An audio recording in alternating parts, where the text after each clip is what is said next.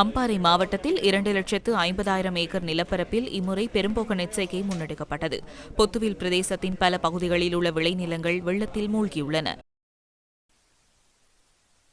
அன்றைக்கு கூலி செஞ்சு கொண்டு நினைக்கிறோம். விடிய போன முறை நாங்கள் வெள்ளத்தாளி வாட்டோம், இந்த முறையும் வெள்ளத்தாளி வாட்டோம். எங்களுக்கு உதவி நாங்கள் கூலிக்காக எதுவுமே இல்லை, இரவு காலத்தை பாடுபட்டு கொண்டிருக்கிறேன். திருகோணமலை மாவட்டத்தின் 11 பிரதேச செயலாளர் பிரிவுக்குட்பட்ட பகுதிகளில் இம்முறை 1,11,900 ஏக்கர் நிலப்பரப்பில் நெற்செய்கை முன்னெடுக்கப்பட்டது. மூதூர் பிரதேச செயலாளர் பிரிவின் தோப்பூர் கமநல சேவை பிரிவுக்குட்பட்ட வயல் நிலங்களில் பதிவான காட்சிகளே இவை. கடுமையான மழையால் எங்களோட ஊர் அப்படியே அழிஞ்சிட்டு எங்களோட வெள்ளாமே பாருங்கள், அப்படியே ஃபுல்லாக தண்ணி காடாக இருக்குது, குளமாக விளங்குது. இப்போ இதனால் எங்களோட வாழ்வாதாரம் ஃபுல்லாக இழக்கப்பட்டு நாங்கள் எந்தவித வசதியும் இல்லாமல் இப்போ இருந்துட்டு இருக்கிறோம். குறைஞ்சி 25,000-30,000 தொடக்கம் அதுக்குரிய போகும், அது அந்த செய்கை. அப்போ அதனால் அது பாதிக்கப்பட்டுக்கு இதுக்குரிய நஷ்டஈடு அரசாங்கம் பெற்றுத்தரணும். மட்டக்களப்பு செங்கலடி பிரதேச செயலாளர் பிரிவுக்குட்பட்ட கோப்பாவெளி, உருகாமம், கமநல சேவை பிரிவுக்குட்பட்ட பகுதிகளில் அதிகளவான ஏக்கர் வயல் நிலங்கள் வெள்ளத்தில் பாதிக்கப்பட்டுள்ளன. இந்த வெள்ளம் முழுது நாசமாக போயிட்டு இனி வராது, ஆற்றுவாள் அள்ளுனாலும் வராது. இதோட 4 போவோம் முழு நாள் இவா போயிட்டு எனக்கு 6 நஷ்டம் தர போகிறா.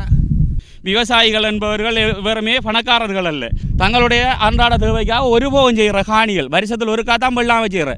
அப்போ ஒரு வருஷத்துக்கு ஒருக்கா செய்கிற வயல்கள் இந்த அளவுக்கு பாதிக்கப்பட்டால் எங்களுடைய நிலைமை என்னவாகிறது? கிளிநொச்சி, இரணிமடு குளம் உள்ளிட்ட பாரிய நடுத்தர நீர்ப்பாசன குளங்கள், மானாவாரி நிலங்கள் அடங்கலாக சுமார் 70,000 ஏக்கர் நிலப்பரப்பில் இம்முறை பெரும்போகச் செய்கை முன்னெடுக்கப்பட்டது.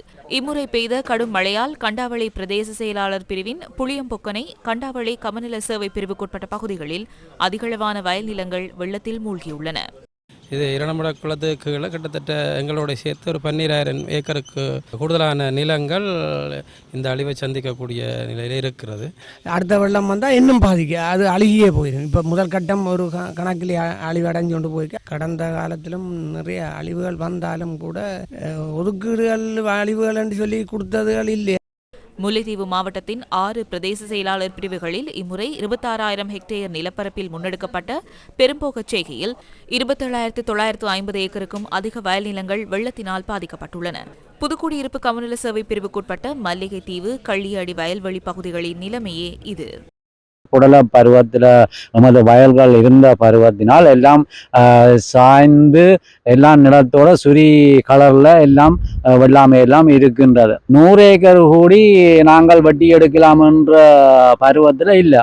அழிவந்தா ஒரு 1,500 ஏக்கர் வெள்ள காட்டுல கிடக்குது. இந்த வரைக்கும் யாரும் வந்து பார்க்கவும் இல்லை, இதுக்கு ஒரு முடிவும் இல்லை. இம்முறை பெய்த கடும் மழையால் நுவரெலியா மாவட்டத்தில் அதிகளவான மரக்கறி செய்கைகள் பாதிக்கப்பட்டுள்ளன. கந்தப்பள்ளை தோட்ட பகுதியில் பதிவான காட்சிகளே இவை. இந்த லீக்ஸை இப்போ எங்களுக்கு வியாபாரிகள் எங்கள் தோட்டங்களில் எடுக்க மாட்டேங்கிறாங்க. இந்த வெள்ள நீர் புகுந்து லீக்ஸ் எல்லாம் வீணாகிடுச்சு, கேரட் எல்லாமே வீணாகிடுச்சு.